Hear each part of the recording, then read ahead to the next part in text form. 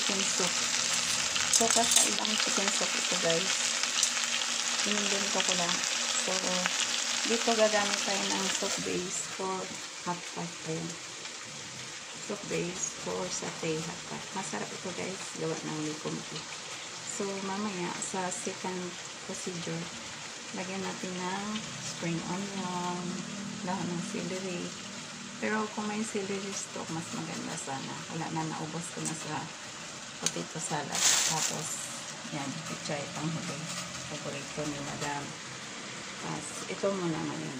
So, ngayon, lagay na natin sa kumukulong tubig ang na-sear ko na manok.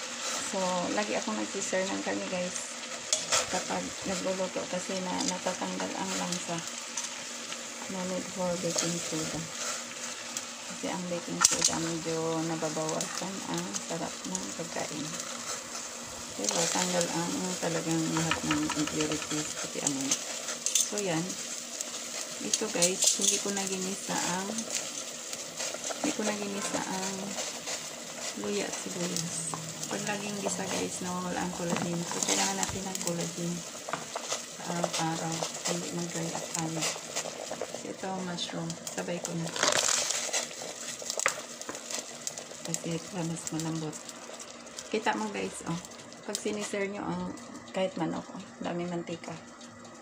Yan, kasi yung manok natin naman ay hindi naman yan siya organic. Pagaling sa mga malalaking poultry feeds talaga yan para mabilis ang tubo. So, ganyan guys. Palambutin ko lang yung manok na yan.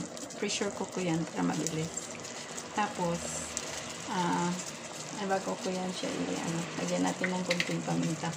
Mamaya na yung asin panghuli. Kasi ang asin guys, nakapagpatigas ng karne. So, pag gusto mong mabilis maluto ang karne mo, mamaya na ang asin panghuli. So, yan lang guys. Mamaya, step 2 ito. Yan, step 2 na yan. Thank you so much guys for watching. Sana mag-subscribe kayo.